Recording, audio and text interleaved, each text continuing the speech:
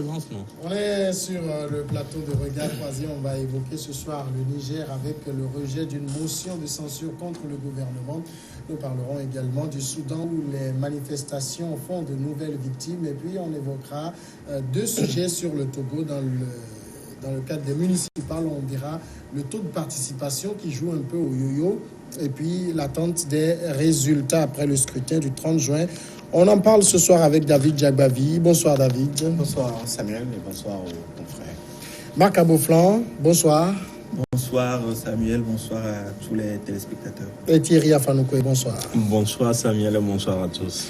Le Niger pour commencer une motion de censure déposée par l'opposition nigérienne contre le gouvernement du Premier ministre Brigui Rafini a été rejetée vendredi par le Parlement, très largement dominé par le parti au pouvoir. La majorité des membres composant l'Assemblée nationale est de 86. La motion de censure qui vient d'être votée a recueilli 38 voix favorables. En conséquence, la motion est rejetée, a déclaré Husseini Tini, le président du Parlement. 35 députés de l'opposition avaient déposé la motion lundi, juste avant de boycotter l'adoption du nouveau code électoral qu'ils contestent fortement. L'opposition accuse le gouvernement de M. Rafini, en poste depuis 2011, de tenter d'imposer un code électoral non consensuel et lui reproche son incapacité à enrayer la menace terroriste qui monte en puissance dans ce pays du Sahel. Marc Aboflan, l'opposition nigérienne avait cru vouloir jouer au plus malin, mais elle a peut-être omis de penser que c'est la loi de la majorité qui s'applique. Non, je pense que l'opposition n'a pas omis en fait cette loi de la majorité. L'opposition était consciente qu'elle n'était pas majoritaire, mais elle voulait jouer sur un coup d'éclat, jouer aussi sur le fait qu'il y avait une certaine médiatisation autour de cette motion de censure et donc qui permet de mettre le voile, en tout cas de lever le voile sur tout ce qui se passe aujourd'hui avec au Niger, d'abord en termes de gouvernance, mais aussi avec l'adoption de cette nouvelle loi électorale. Et puis il ne faut pas oublier aussi le fait que l'opposition pouvait compter sur un certain nombre de députés de la majorité présidentielle qui ces derniers temps n'ont pas affiché de soutien en bloc à leur majorité. Et donc, à mon avis, c'est un coup d'éclat, c'est quelque chose de bien tenté que beaucoup d'autres démocraties dans la sous-région devraient apprendre. Ça remet un peu les députés dans leur rôle de contrôle et de censure de l'action gouvernementale. Et puis ça remet un peu, si on doit dire le gouvernement, sur les rails, qui doit aujourd'hui prendre conscience du fait que derrière, il y a des députés qui font un monitoring efficace de l'action gouvernementale et qui peut, pour besoin, faire des motions de censure et peut-être, qui sait, pour une prochaine fois, les adopter. Oui, mais ici, tout le monde a compris le jeu de l'opposition. C'est vrai que la motion de censure, c'est qu'ils ont dénoncé le code électoral, mais aussi l'incapacité du gouvernement à enrayer la menace terroriste. Mais ce deuxième argument n'est en fait qu'un écran de fumée, parce que c'est le code électoral voté qui posait problème à l'opposition. Justement. Et cette opposition ne voulait pas être complice de charcutage de ce code électoral, parce que derrière, l'opposition voit que ce code a été adopté pour justement bloquer l'accès ou la voix à la fauteuil présidentiel du principal opposant de l'actuel président.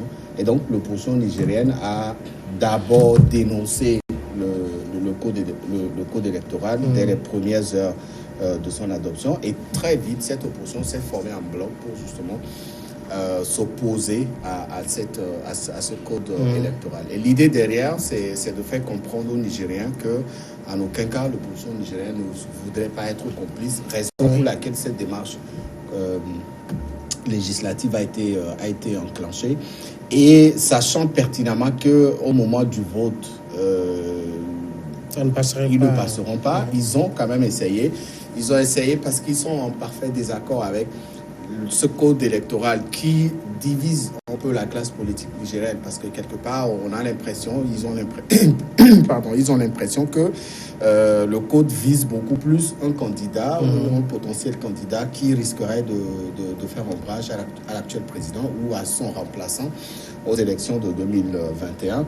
Et très vite, l'opposition a à Dignette, on ne s'associe pas. Ça a commencé les débats au Parlement et par la suite, les choses ont avancé. Aujourd'hui, l'opposition nigérienne peut s'estimer quand même assez heureuse d'avoir essayé d'empêcher l'adoption le vote de ce code. Mais malheureusement, ils sont minoritaires. De toutes les façons, c'est les Nigériens qui constateront et au moment venu, pour les prochaines élections, ils pourront porter leur voix sur le candidat qui pourra véritablement répondre aux questions qui se poseront. Alors Thierry Afanouko, le seul mérite de l'opposition nigérienne ici, c'est simplement d'avoir essayé. Ah oui, puisqu'il y avait un matraquage médiatique autour de la chose, les débats même étaient retransmis directement sur la télévision nationale et la radio nationale. Et ça a duré de 10 heures le jeudi, ils ont fini à 3 heures du matin le vendredi. Tout cela montre aussi l'ancrage de la démocratie au Niger. Il y a le débat démocratique, c'est de bonne guerre, puisque l'opposition parlementaire, en tout cas les deux confrères l'ont si bien dit, savait pertinemment que même si ça boude à l'intérieur du parti présidentiel, il n'y avait pas une chance pour que cette motion-là puisse aboutir. Vous savez que après tout, nous sommes en Afrique. On peut contester, mais quand les consignes viennent d'en haut, tout le monde s'aligne. Si c'est que à un moment donné, le président Issifou ne voulait pas plus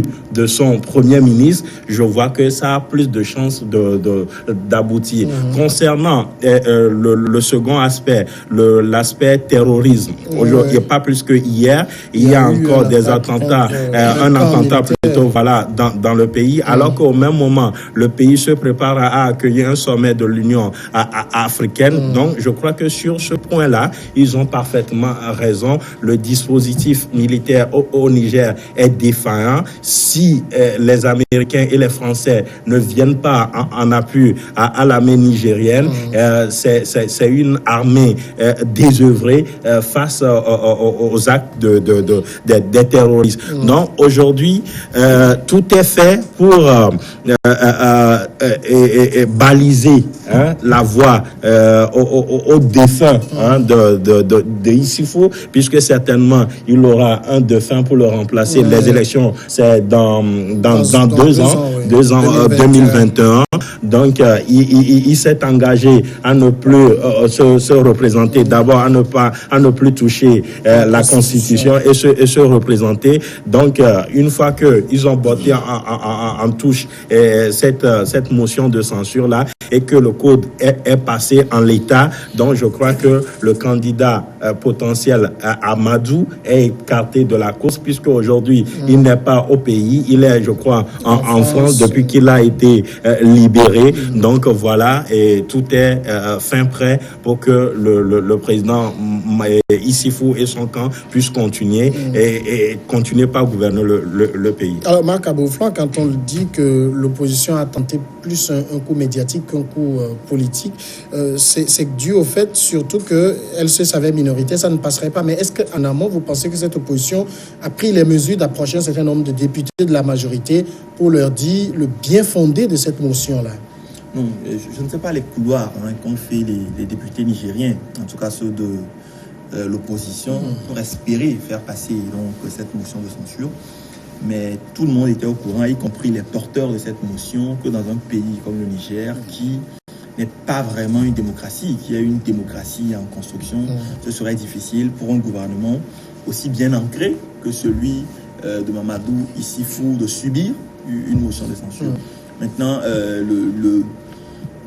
l'opposition a joué aussi sur une certaine opinion, qui est un certain ras-le-bol à cause de ces attentats terroristes, à cause d'une partie du Nord Niger qui est encore aux mains des terroristes, à cause aussi de cette défaillance de l'État central qui met à mal un certain nombre de Nigériens. Vous savez, le Niger, c'est l'un des pays les plus pauvres au monde, avec tout ce que ce pays comporte comme ressources humaines. Et je pense même que ça fait partie d'une campagne médiatique que les députés de l'opposition ont fait au sein de l'opinion à Niamey pour, d'une certaine manière, rappeler aux gens, parce que ce qui se joue aussi, il ne faut pas oublier, c'est un prochain mandat pour Mamadou Issifou.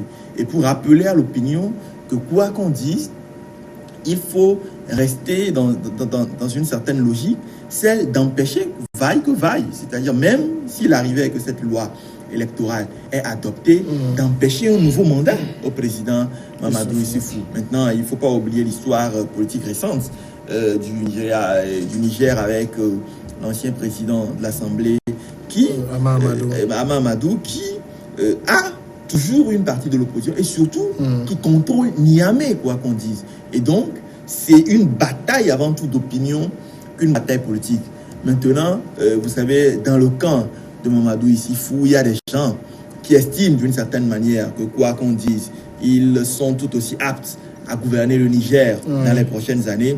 Et donc, moi, j'estime même que l'opposition qui a eu ce courage-là a dû certainement bénéficier de ces appuis-là en offre qui ne s'expriment pas forcément, mais qui peuvent faire les couloirs. Et donc, on s'attendait tous à ce que cette motion de censure-là soit rejetée, mais c'est un message fort que Mamadou Issoufou, que son Premier ministre doivent bien interpréter s'ils tiennent à tout prix à avoir un prochain mandat pour leur président. Mais au niveau de la majorité, le parti au pouvoir, les députés de la majorité auraient quand même pu être sensibles à l'argument de l'incapacité du gouvernement à enrayer les menaces terroristes. Parce que je rappelle qu'au niveau du Mali, c'est un argument pareil, l'argument sécuritaire qui a fait tomber le Premier ministre Soumaïlo Boubèye Maïga. Ici, les députés sont comportés comme si tout allait bien dans un Niger aujourd'hui. Malheureusement, oui, et ils sont les premières victimes. C'est l'ensemble de la population nigérienne qui subit aujourd'hui les attaques terroristes. Et donc, ce deuxième point aurait pu toucher la sensibilité de ces parlementaires pour qu'enfin, aux yeux du monde, qu'ils reconnaissent aussi la faillite de l'armée nigérienne. Parce qu'aujourd'hui, ce qui se passe au Niger est quand même assez alarmant. Chaque jour, pratiquement, il y a des attaques terroristes et l'armée nigérienne n'arrive pas à cerner les stratégies pour combattre justement ces terroristes-là. Et c'est la population à la base qui subit et qui paye le grand tribut. Alors aujourd'hui, que ces parlementaires avaient en face l'opportunité de relever leurs responsabilités et la grande écoute qu'ils auraient pu faire en s'opposant ou en donnant une position contraire à celle qui a été donnée, je pense que les Nigériens auraient pu comprendre aussi que derrière, il n'y a pas que des questions d'intérêt, il n'y a pas que la politique, il y a la sécurité de l'ensemble du territoire nigérien. Et aujourd'hui, tout est assez clair que le Niger subit les attaques terroristes depuis très longtemps. Et ça crée d'autres situations d'instabilité dans le pays. Aujourd'hui, la population nigérienne n'a plus confiance en son armée. Et même le chef d'État nigérien a reconnu quelque part l'incapacité de son armée à justement combattre ces terroristes-là. D'où cet appel qu'il avait lancé à l'endroit des Américains et des Français. Mais malheureusement, les résultats ne tardent à se faire concrétiser sur le terrain. Et tous les jours, c'est des attaques des terroristes. Ça pose un sérieux problème. Les députés nigériens proches de la majorité auraient pris leurs responsabilités et pour une fois s'accorder sur ce qui est vrai, ce qui est vérifié, ce qui est concrétisé aujourd'hui. Ce que tout le monde voit, c'est la tragédie que vit la population nigérienne au quotidien à cause de ces attaques terroristes. Et ça pose un problème. S'ils ne font pas leur travail, s'ils n'adoptent pas un comportement qui devait refléter la sensibilité, ça pose problème aussi. Alors, Thierry, est-ce que l'opposition, les députés de l'opposition nigérienne, vous pensez qu'ils vont s'arrêter ou bien vont réétudier le climat pour réintroduire une nouvelle motion? Non, pas forcément, puisqu'ils ont perdu donc la bataille au niveau de l'Assemblée, puisque c'est après tout un combat présidentiel. Certainement, ils vont prendre d'autres initiatives pour se faire entendre. Marc l'a dit, l'ancien président de l'Assemblée nationale, il a une cote de popularité intéressante à Niamey. Donc, ils vont continuer par entretenir cela pour que même si jamais il n'est pas candidat en 2021, celui sur qui son choix sera apporté, ou encore celui que l'opposition nigériane va décider, va choisir pour les représenter pendant cette élection, soit l'élu du pays. Alors, concernant même ce qui s'est passé à l'Assemblée nationale, je veux reposer la question même de l'indépendance même des députés en Afrique. Et ils portent seulement le nom de élus du peuple. Puisque si réellement ils sont des émanations du peuple, en principe, ils doivent porter comment on dit ça, les aspirations, ils doivent défendre les aspirations. Mais là, rien ne dit que le peuple veut la chute du gouvernement. Non, quand même, mais le peuple est terrorisé. Oui, le peuple est terrorisé et le peuple a besoin d'être sécurisé. Mais vous voyez tout le temps. Ah oui, ça se fait au Mali, mais à mon avis, ce n'est pas gage non plus de stabilité, parce que quand on va dans ce schéma-là, je pense que la population qui est terrorisée n'a pas forcément envie qu'on retombe dans un premier ministre qui part, et donc une stabilité institutionnelle. Maintenez le fil de votre réflexion, on va sonner la première pause.